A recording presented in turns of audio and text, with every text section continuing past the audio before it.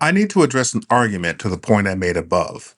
In 2 Peter 3:16, quote unquote, Peter writes of Paul, he writes in the same way in all his letters, speaking in them of these matters.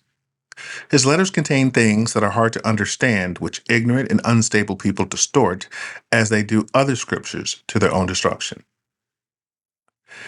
I've often heard this as an argument that Peter was identifying the writings of Paul as scripture. This is not the case. Second Peter was one of the last letters included in the New Testament because of doubts about its authenticity noted by the early church leaders. They deemed the doubts not enough to bar it from inclusion in the Bible.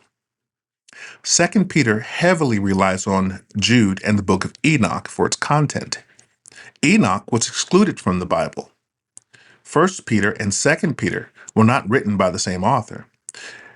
In order for Second Peter to be authentic, it would have to be written before Peter's death between 65 and 67 AD. In order to make informed references to the letters of Paul, it had to have been completed before 60 AD for Peter to even have common knowledge of Paul's letter. FedEx didn't exist back then. Things took time. It was most likely that Second Peter was written between 100 and 150 AD. This is far too late for true Peter authorship.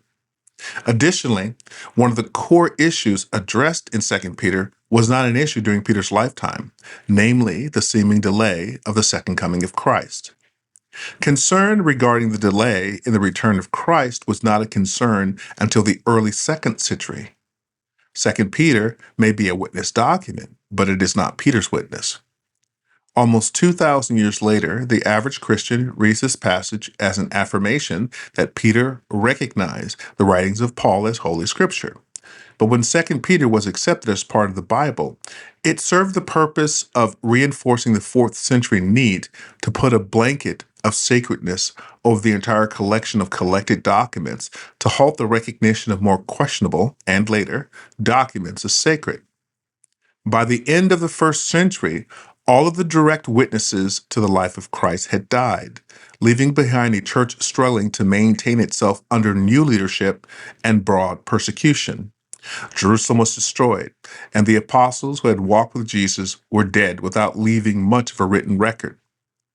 The documents of the Bible were collected out of necessity. In the early days of the church, it was also commonplace for writers to create documents claiming apostolic authorship. The church leaders became concerned with ideas they considered heretical and wanted to seal the number of writings to be considered as authoritative for church teachings. Efforts had started around 200 AD to compile a list of trusted documents, but the collection we know as the Bible today would not be finalized for more than a century and a half later.